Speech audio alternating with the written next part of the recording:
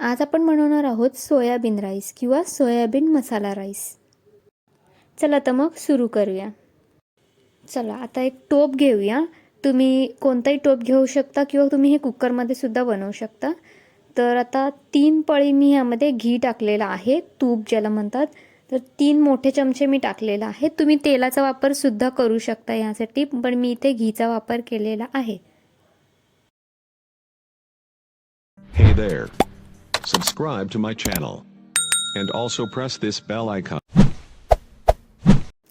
तेल किंवा घी हे गरम झाल्यानंतर आपण यामध्ये चिमूटभर किंवा अर्धा छोटा चमचा जिरं टाकणार आहोत। जिरं तडतडलं की लगेचच आपण त्यामध्ये हा छोटासा एक तुकडा दालचिनीचा टाकणार आहोत आणि त्याच्यानंतर तेजपत्ता सुद्धा ह्याच्यामध्ये आपल्याला टाकायचा आहे। तमालपत्रे ज्याला म्हणतात ते मी इथे 2 टाकलेले आहेत आणि जरासं किंचित परतायचं आपल्याला आणि त्यामध्ये आपण कांदा टाकणार आहोत। तर कांदा मी इथे 2 कांदे घेतलेले आहेत आणि ते उभे चिरून घेतले। तुम्ही बारीक सुद्धा हे चिरू शकता। मी इथे रफली चॉप केलेले आहेत उभे कांदे। ठीक आहे, 2 मीडियम साईजचे मी इथे कांदे घेतले होते आणि ते कांदे मी आता त्या घीमध्ये टाकलेले आहेत। तर आपल्याला थोडेसे ते कांदे भाजून घ्यायचे आहेत व्यवस्थित, एकदम खरपूस किंवा असे काळपट नाही करायचे आहेत आपल्याला। हलकेसे असे जसे आपण नॉर्मल भाजतो तसं आपल्याला हे भाजून घ्यायचे। कांदा व्यवस्थित भाजून इथे झाला की त्यामध्ये आपण आलं लसूणची पेस्ट टाकायची आहे।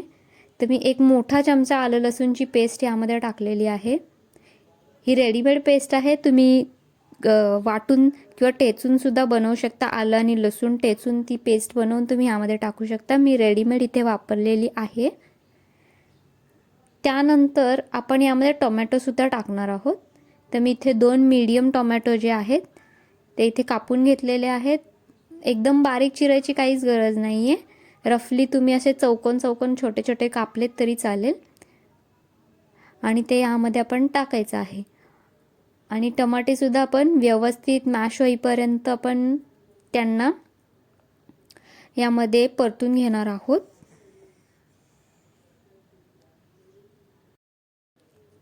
फोडणीला आपल्याला हिंग सुद्धा वापरायची आहे। तर ती क्लिप इथे ॲड झालेली नाही आहे, त्यामुळे मी तुम्हाला दाखवते की किंचितशी आपल्याला चिमूटभर हिंग सुद्धा फोडणीमध्ये टाकायची। ती क्लिपच ॲड झाली नव्हती, त्यामुळे मी इथे तुम्हाला दाखवत आहे। हिंग सुद्धा फोडणीमध्ये आपल्याला टाकायचे, लक्षात ठेवा। हे फोडणीमध्ये आपल्याला ही चिमूटभर हिंग टाकायची होती। ठीक आहे, हिंग टाकून झाल्यानंतर मी ह्यामध्ये मीठ टाकणार आहे। मीठ तुम्ही तुमच्या चवीप्रमाणे टाकू शकता। मी मीठ आता आत्ताच टाकलेलं आहे, कारण त्याच्याने टोमॅटो जे आहेत ना ते लवकर विरघळतील, लवकर गळतील, लवकर जे ते नरम होतात, त्यामुळे मी टाकलं होतं। आता हे झालेलं आहे।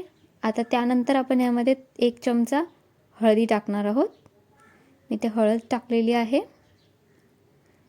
त्यानंतर इथे धनिया पावडर टाकणार आहोत। धने पावडर मी धनेपूड जी आहे ती इथे 1 चमचा टाकलेली आहे, तुम्ही तुमच्या आवडीनुसार ॲडजस्ट करू शकता। आणि लाल मिरची पावडर सुद्धा मी यामध्ये घेतलेली आहे। 1 ते 1.5 चमचा लाल मिरची पावडर घेऊ शकता तुम्ही।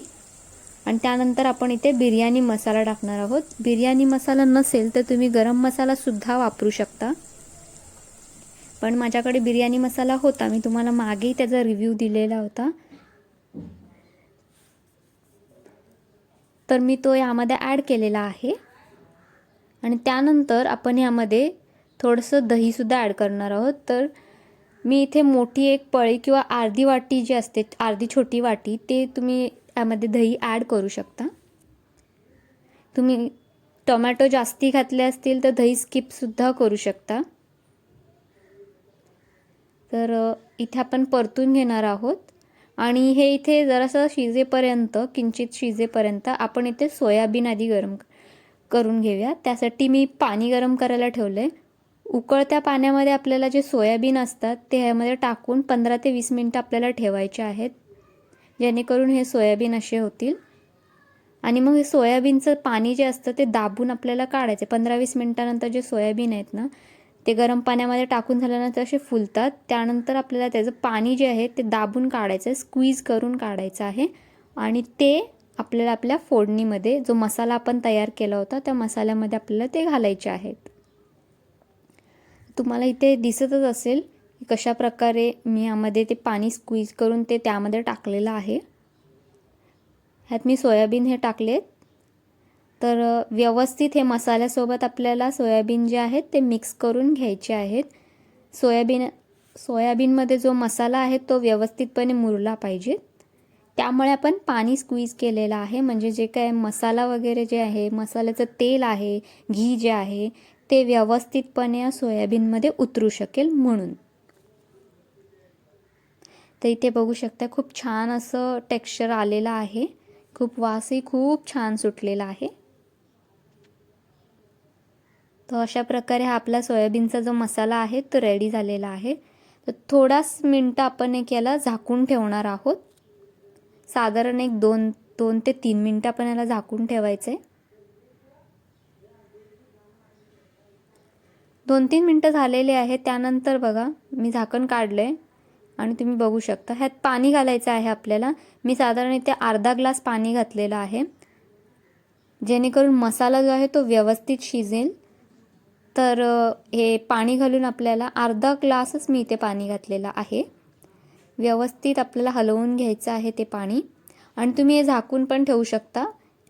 साधारण एक 2-4 मिनटं हे झाकून ठेवायचं. झाकून ठेवल्याने कसं आहे ते लवकर शिजतं. त्यामुळे एक 2 ते 4 मिनटं मी याला झाकून ठेवणार आहे. आणि साधारण एवढी 1 ते 2 वाटी मी ह्यामध्ये तांदूळ घालणार आहे. तर मी 1.5 वाटी वापरलेली आहे. 1.5 वाटी तांदूळ मी इथे वापरलेला आहे. हा व्यवस्थित धुवून वगैरे मी आता ह्यामध्ये टाकणार आहे. तर मी धुतला आहे तांदूळ आणि यामध्ये मी घालून घेतला आहे तो तांदूळ. तुम्ही जितके वाटीचं राईस बनवता डेली तितक्या हिशोबाने तुम्ही घेऊ शकता, जितक्या लोकांसाठी हवं आहे तितकं. तर अशा आपल्याला जास्ती जोरजोराने हलवायचं नाही, तांदूळ तुटू शकतो, त्यामुळे आपण जास्ती हलवायचं नाही. तर मी साधारण ह्याच्यामध्ये 2 ग्लास पाणी घातलेलं आहे, जेणेकरून ते व्यवस्थित शिजेल. भात शिजा इतपत आपल्याला पाणी घालायचं आहे यामध्ये आणि मग याला झाकून ठेवायचं आहे.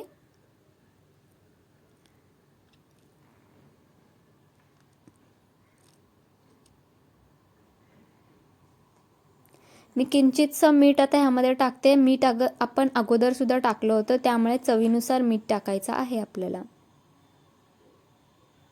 आणि ह्याच्यावरून आपल्याला आता मी थोडीशी कोथिंबीर टाकली आहे आणि एक 10 मिनटं आरामात याला शिजू द्यायचं आहे आपल्याला व्यवस्थित.